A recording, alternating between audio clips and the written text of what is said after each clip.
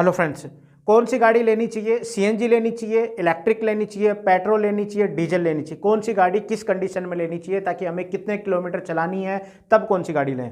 ठीक है। इसके अलावा एक और मैं सवाल बताने वाला हूं कि इलेक्ट्रिक गाड़ी और सीएनजी गाड़ी में से कौन सी बेस्ट रहेगी और सीएनजी गाड़ी ज़्यादा माइलेज क्यों देती है। ठीक है, कुछ सवाल है जो कि हम इसमें डिस्कस करेंगे। सबसे पहली बात कि कौन सी गाड़ी लेनी चाहिए, इलेक्ट्रिक, सीएनजी, पेट्रोल, डीजल। तो मेरा जो सजेशन रहेगा, सबसे पहले तो मैं आपको इसके बारे में पूरे बताने के लिए सबसे पहले मैं आपका कैलकुलेशन करूंगा कि आपकी कितनी रनिंग है डेली की। ठीक है, तो सबसे पहले बात कर लेते हैं यहां पर। अगर आपकी गाड़ी की रनिंग जो 500 किलोमीटर तक है एक महीने की, एक महीने में आपकी गाड़ी खड़ी रहती है और कभी कभार आप जाते हो करीबन 500 किलोमीटर तक, पूरे महीने में ही 500 होती है, तो मैं बोलूंगा आपकी गाड़ी अगर डीजल है, पेट्रोल है, तो जैसी है वैसी रहने दीजिए, कुछ दिमाग मत लगाइए और चलाते रहिए। ठीक है, क्योंकि 500 किलोमीटर तक की पेट्रोल गाड़ी है तो बिल्कुल आपको कहीं जाने की जरूरत नहीं है, जो भी गाड़ी है वही रही है। ठीक है, अब बात करते हैं 500 से ऊपर की। अगर आपकी 800 1000 किलोमीटर पर मंथ की रनिंग हो जाती है तो बिल्कुल मैं आपको बोलूंगा यहां पर कि आपको जो है बिल्कुल सीएनजी गाड़ी लेनी चाहिए। उसके ऊपर की रनिंग है तो बिल्कुल इलेक्ट्रिक गाड़ी में जा सकते हो और उसकी ज़्यादा की रनिंग है तो डीजल गाड़ी में जा सकते हो। लेकिन डीजल गाड़ी पोल्यूशन ज़्यादा करती है, कुछ स्टेट के अंदर लीगल नहीं है, जैसे दिल्ली चले जाओ तो डीजल गाड़ी अलाउ नहीं है वहाँ पर। ठीक है, तो थोड़ा सा प्लस मेंटेनेंस हाई है डीजल गाड़ियों का। ठीक है, तो ऑप्शन आ जाते हैं यहाँ पर दो। यहां पर बता दूं कि आपकी गाड़ी अगर टूरिस्ट में चलती है या फिर रनिंग और भी ज़्यादा है तो आपको यहां पर मैं बोलूँगा सीएनजी गाड़ी लेनी चाहिए। इलेक्ट्रिक गाड़ी इसलिए फेल हो जाती है कि रेंज कम है, उसको वापस से चार्ज करनी पड़ेगी, फिर जाना पड़ेगा, फिर चार्ज करनी पड़ेगी, फिर जाना पड़ेगा। तो ना आप ओला उबेर इस तरह के कमर्शियल में यूज कर सकते हो उस गाड़ी को, ना फिर आप किसी टूरिस्ट वाली जगह पर यूज कर पाओगे। वहां पर आपके लिए सीएनजी ही बेस्ट है, क्योंकि देश के हर एक कोने में आजकल सीएनजी उपलब्ध होना शुरू हो चुकी है, फिलिंग स्टेशन होने लगे हैं। प्लस अगर आप गाड़ी चलाते हो तो आपको पहले से पता होता है कि एक टैंक के अंदर करीबन 250 से 300 किलोमीटर रन हो सकता है, इतनी गैस सीएनजी डली जाती है। तो आप उस हिसाब से नेक्स्ट पेट्रोल मतलब नेक्स्ट फ्यूलिंग स्टेशन का आप ध्यान रख सकते हो कि कहां पे नेक्स्ट फ्यूलिंग स्टेशन है। ठीक है, उस हिसाब से आप गैस रखें इसमें। ठीक है, तो सबसे क्लियर हो गया आपको कि पेट्रोल गाड़ी 500 से कम किलोमीटर चलानी है तो आपको पेट्रोल रखनी है, ज्यादा रनिंग है तो इलेक्ट्रिक सीएनजी ले सकते हो, लेकिन सीएनजी ज्यादा रनिंग के लिए है। प्लस अब कॉस्ट की बात कर लेते हैं। यहां पर सबसे सस्ती गाड़ी पड़ती है इलेक्ट्रिक, लेकिन इलेक्ट्रिक के अंदर इशू क्या है, इसको लंबे टाइम तक चार्ज करना पड़ता है। फास्ट चार्जिंग भी आ गई है, लेकिन इसकी रेंज कम है, किसी की 200 है, किसी की 150 है, किसी की 250 है, किसी की 300 है। प्लस इसके अंदर गाड़ी बहुत महंगी आती है, जितने में तो हम लोग जो है 5 से 7 साल फ्यूल डला के पेट्रोल से भी चलाए ना तो भी इतनी कॉस्ट हमारी गाड़ी की नहीं बनेगी जितनी की इलेक्ट्रिक गाड़ी की बन रही है। उसके बाद में भी बैटरी की भी बाद में लाइफ में थोड़ी श्योरिटी है कि कब खराब हो जाए। ठीक है, इस तरह के कुछ माइनर डिफेक्ट भी है इसके अंदर। ठीक है, इस इलेक्ट्रिक गाड़ी में प्लस आपकी रेंज हो गई, जैसे आपको 150 किलोमीटर जाना है और 150 आना भी है और वहाँ पे चार्जिंग का कोई सिस्टम नहीं है, तो 150 से अगर थोड़ा सा भी बाहर गए आप तो आपकी गाड़ी आने के आपको देखना पड़ेगा कुछ और, कि कहीं टो करके लेके जानी पड़ेगी गाड़ी को या कुछ और करना पड़ेगा।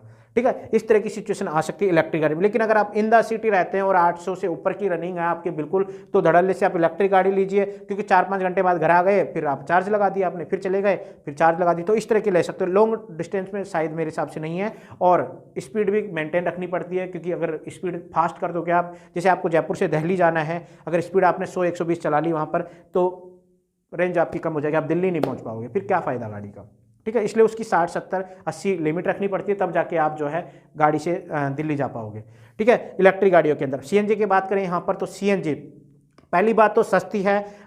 दिल्ली से लेके और राजस्थान तक की बात करें यहाँ पर तो 54 रुपये 52 रुपये दिल्ली में मिलती है, 60-62 रुपये जो आपको राजस्थान जयपुर में मिल जाती है सीएनजी पर केजी।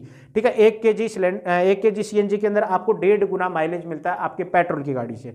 ठीक है, और 1.25 माइलेज मिलेगा आपकी डीजल की गाड़ी, लेकिन डीजल गाड़ियों में अभी नहीं लग रहा, पेट्रोल गाड़ियों में लगता है। ठीक है, तो यहाँ पर जैसे माइलेज आपकी 20 का माइलेज दे रही है आपकी पेट्रोल गाड़ी, तो यहाँ पर 30 का माइलेज देगी सीएनजी गाड़ी। ठीक है, सस्ता भी आ रहा है, माइलेज भी ज़्यादा दे रहा है, तो बेस्ट प्रीफर कौन सी हुई? सीएनजी। ठीक है, 62 की आई और 20 का माइलेज दे रही है, और सीएनजी लगाते 30 का माइलेज दे रही है, मतलब 2, सवा 2, 2.5 रुपये तक का आपकी 1 किलोमीटर रन हो रही है यहाँ पर। वहाँ पर 107-110 रुपये का पेट्रोल आ रहा है, वहाँ पर 20 का माइलेज दे रही है, मान लेते हैं आपके, तो करीबन 6 रुपये आपका 1 किलोमीटर का पड़ रहा है। यहाँ पर 2, सवा 2 रुपये, करीबन से 4 से 5 रुपये, मतलब एटलीस्ट अगर मैं ओवरऑल मानूँ तो 5 रुपये 1 किलोमीटर पर आप बचा सकते हो।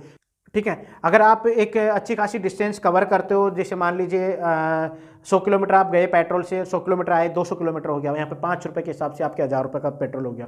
वहीं पर अगर आप सीएनजी से जाते हैं आप बिल्कुल 200, तो आपको सिर्फ 500 रुपये का फ्यूल डलता है, जिसमें आप 250 से 300 किलोमीटर आराम से रन कर सकते थे। यानी कि 300-400 रुपये में आप जहाँ पर जा सकते हो वहाँ पर 1000 रुपये, 3 गुना का बेनिफिट मिलने वाला है यहाँ पर। कहीं पर भी एक मान लीजिए 1000 रुपये सीएनजी में जा रहे हो तो करीबन 3000 रुपये पेट्रोल में जाओगे आप। ओवरऑल साल का देखें तो किट आपकी फ्री हो सकती है, 50 से 60,000 रुपये ईयर के बच सकते हैं बिल्कुल यहाँ पर।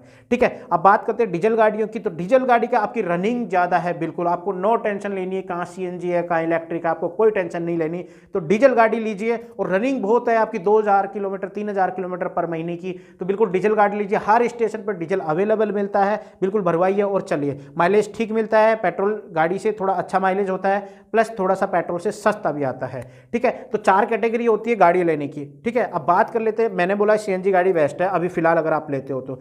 आने वाले टाइम में जैसे 2022 में 2023 में अगर इलेक्ट्रिक गाड़ियाँ सस्ती हो जाती हैं और इसके अंदर कोई भी जो माइनर भी अगर कोई डिफेक्ट है तो वो भी ठीक हो जाती हैं, हमारे लिए इलेक्ट्रिक गाड़ी बेस्ट रहेगी, क्योंकि चार्जिंग के कई ऑप्शंस मिल जाएंगे, स्टेशन बन जाएंगे, घर में भी फास्ट चार्जिंग का ऑप्शन हो सकता है, और गाड़ियाँ जो है रेंज भी बढ़ा सकती है। तो आने वाले टाइम में अगर इंप्रूव होती है तो हम बोलेंगे बिल्कुल इलेक्ट्रिक गाड़ी लेनी चाहिए। लेकिन सबसे पहले कोई भी गाड़ी लेने से पहले हमारे पास में ऑप्शन होता है बजट का।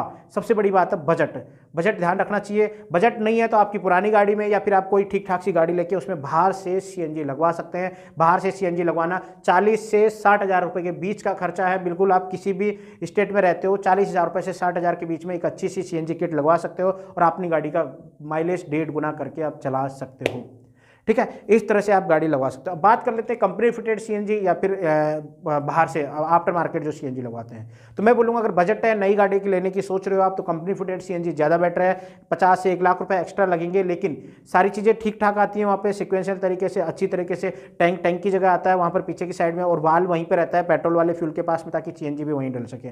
ठीक है, और आगे के स्विच भी जो है अकॉर्डिंग डैशबोर्ड के अकॉर्डिंग में अच्छी जगह पर फिक्स होता है। ऑटोमेटिक गाड़ी जो पेट्रोल से सीएनजी से पेट्रोल आ जाती है, और इंजन में भी ज़्यादा प्रॉब्लम होती नहीं है, वारंटी भी बनी रहती है कंपनी से। सारी चीज़ें अगर मैन्युफैक्चर बनती है तो एक साथ सारी चीज़ों को देख करके सीएनजी किट लगाया जाता है। आफ्टर मार्केट में कोई दिक्कत नहीं है, सीएनजी किट आपको सस्ती पड़ेगी, 40 से 60,000 के बीच में आप लगवा सकते हैं बिल्कुल इजीली तरीके से।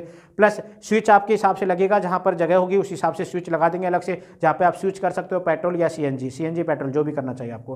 प्लस आपको यहां पर जो है फ्यूल भरवाने के लिए, सीएनजी भरवाने के लिए आगे से बोनट ऊंचा करना पड़ेगा, फिर वहाँ पर सीएनजी भरेगी, फिर बोनट डाउन करना पड़ेगा। इस तरह से थोड़ी सी बेइज्जती सीन करनी पड़ेगी। जब सीएनजी स्टेशन जाते हो तो आप बोनट थोड़ा सा ऊपर करना पड़ता है, बस इतना सा बात है, बाकी कोई कमी नहीं है। बस इंजन की वारंटी खत्म हो जाती है, लेकिन अप्रूवल गाड़ी है तो आपको क्लेम वगैरह लेने में कहीं कोई दिक्कत नहीं आएगी। ठीक है फ्रेंड्स, ये कुछ सवाल थे जिनके जवाब मैं शायद दे पाया हूँ आपको। और माइलेज ज़्यादा क्यों देती है इसका रीजन मैं आपको बता देता हूँ। 1 किलो सीएनजी में करीबन 1.5 लीटर पेट्रोल हो जाता है, यानी कि क्वांटिटी जो है 1.5 लीटर पेट्रोल के बराबर हो जाती है। 1.39 लीटर हो जाता है 1 किलो सीएनजी। तो लगभग माइलेज भी 1.5 लीटर ज़्यादा का देगी। जैसे पेट्रोल की गाड़ी 20 का देती है तो सीएनजी की 30 का देगी। ये थोड़ा सा रीजन था इसका। ठीक है, तो मिलते हैं नई वीडियो के साथ में, अभी इतना ही। Thank you friends.